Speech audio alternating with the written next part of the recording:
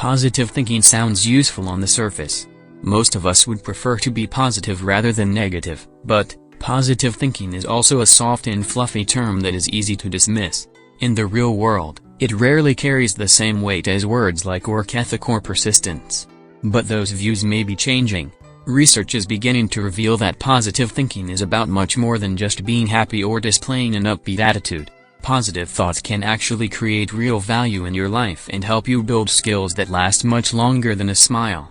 The impact of positive thinking on your work, your health, and your life is being studied by people who are much smarter than me. One of these people is Barbara Fredrickson. Fredrickson is a positive psychology researcher at the University of North Carolina, and she published a landmark paper that provides surprising insights about positive thinking and its impact on your skills. Her work is among the most referenced and cited in her field, and it is surprisingly useful in everyday life. Let's talk about Fredrickson's discovery and what it means for you. What negative thoughts do to your brain. Play along with me for a moment. Let's say that you're walking through the forest and suddenly a tiger steps onto the path ahead of you. When this happens, your brain registers a negative emotion, in this case, fear.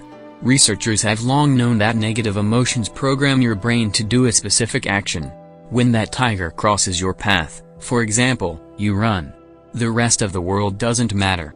You are focused entirely on the tiger, the fear it creates, and how you can get away from it. In other words, negative emotions narrow your mind and focus your thoughts. At that same moment, you might have the option to climb a tree, pick up a leaf, or grab a stick, but your brain ignores all of those options because they seem irrelevant when a tiger is standing in front of you. This is a useful instinct if you're trying to save life and limb, but in our modern society we don't have to worry about stumbling across tigers in the wilderness. The problem is that your brain is still programmed to respond to negative emotions in the same way, by shutting off the outside world and limiting the options you see around you. For example, when you're in a fight with someone, your anger and emotion might consume you to the point where you can't think about anything else. Or, when you are stressed out about everything you have to get done today, you may find it hard to actually start anything because you're paralyzed by how long your to-do list has become. Or, if you feel bad about not exercising or not eating healthy, all you think about is how little willpower you have, how you're lazy, and how you don't have any motivation. In each case, your brain closes off from the outside world and focuses on the negative emotions of fear, anger, and stress, just like it did with the tiger. Negative emotions prevent your brain from seeing the other options and choices that surround you. It's your survival instinct. Now, let's compare this to what positive emotions do to your brain. This is where Barbara Fredrickson returns to the story. What positive thoughts do to your brain. Fredrickson tested the impact of positive emotions on the brain by setting up a little experiment. During this experiment, she divided her research subjects into 5 groups and showed each group different film clips. The first 2 groups were shown clips that created positive emotions. Group 1 saw images that created feelings of joy. Group 2 saw images that created feelings of contentment. Group 3 was the control group. They saw images that were neutral and produced no significant emotion. The last 2 groups were shown clips that created negative emotions. Group 4 saw images that created feelings of fear. Group 5 saw images that created feelings of anger. Afterward, each participant was asked to imagine themselves in a situation where similar feelings would arise and to write down what they would do. Each participant was handed a piece of paper with 20 blank lines that started with the phrase, "I would like to." Participants who saw images of fear and anger wrote down the fewest responses. Meanwhile, the participants who saw images of joy and contentment wrote down a significantly higher number of actions that they would take, even when compared to the neutral group. In other words, when you are experiencing positive emotions like joy, contentment, and love, you will see more possibilities in your life. These findings were among the first that proved that positive emotions broaden your sense of possibility and open your mind up to more options. But that was just the beginning. The really interesting impact of positive thinking happens later. How positive thinking builds your skill set. The benefits of positive thoughts don't stop after a few minutes of good feelings subside. In fact, the biggest benefit that positive thoughts provide is an enhanced ability to build skills and develop resources for use later in life. Let's consider a real-world example. A child who runs around outside, swinging on branches and playing with friends, develops the ability to move athletically, Physical skills. The ability to play with others and communicate with a team. Social skills, and the ability to explore and examine the world around them. Creative skills. In this way, the positive emotions of play and joy prompt the child to build skills that are useful and valuable in everyday life. These skills last much longer than the emotions that initiated them. Years later, that foundation of athletic movement might develop into a scholarship as a college athlete, or the communication skills may blossom into a job offer as a business manager.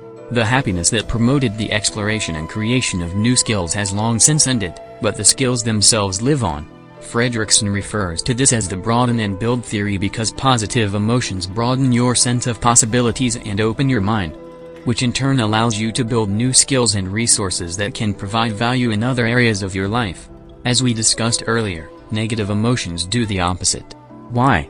Because building skills for future use is irrelevant when there is immediate threat or danger, like the tiger on the path. All of this research begs the most important question of all: if positive thinking is so useful for developing valuable skills and appreciating the big picture of life, how do you actually get yourself to be positive? How to increase positive thinking in your life? What can you do to increase positive thoughts and take advantage of the broaden and build theory in your life? Well, anything that sparks feelings of joy, contentment, and love will do the trick. You probably know what things work well for you. Maybe it's playing the guitar.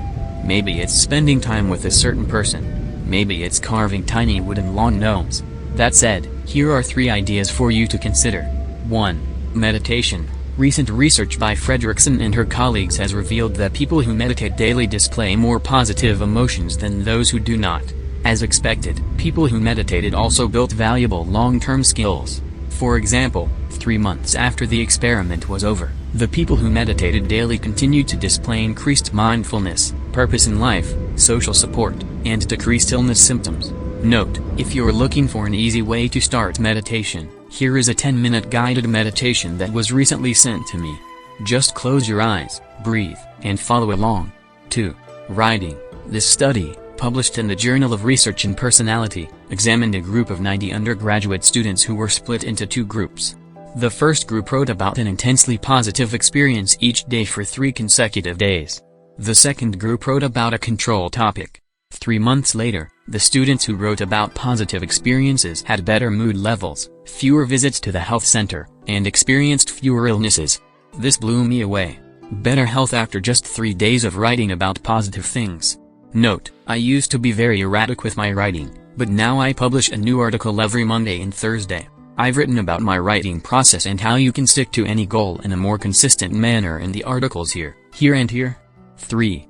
Play. Schedule time to play into your life. We schedule meetings, conference calls, weekly events, and other responsibilities into our daily calendars. Why not schedule time to play? When was the last time you blocked out an hour on your calendar just to explore and experiment? When was the last time you intentionally carved out time to have fun? You can't tell me that being happy is less important than your Wednesday meeting, and yet, we act like it is because we never give it a time and space to live on our calendars. Give yourself permission to smile and enjoy the benefits of positive emotion. Schedule time for play and adventure so that you can experience contentment and joy, and explore and build new skills. Note: for more ideas on the importance of play, read this article on how one man cured his anxiety. Happiness versus success, which comes first? There's no doubt that happiness is the result of achievement. Winning a championship, landing a better job, finding someone you love, these things will bring joy and contentment to your life. But so often, we wrongly assume that this means happiness always follows success. How often have you thought, if I just get underscore, then I'll be set? Or, once I achieve underscore, I'll be satisfied. I know I'm guilty of putting off happiness until I achieve some arbitrary goal.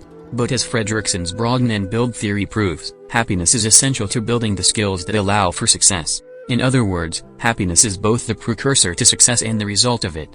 In fact, researchers have often noticed a compounding effect or an upward spiral that occurs with happy people. They are happy, so they develop new skills. Those skills lead to new success, which results in more happiness, and the process repeats itself. Where to go from here? Positive thinking isn't just a soft and fluffy feel-good term.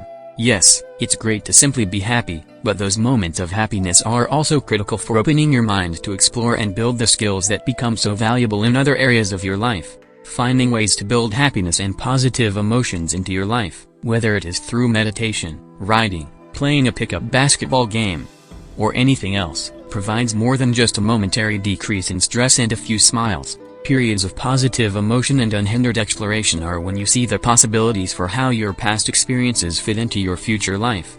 When you begin to develop skills that blossom into useful talents later on, and when you spark the urge for further exploration and adventure.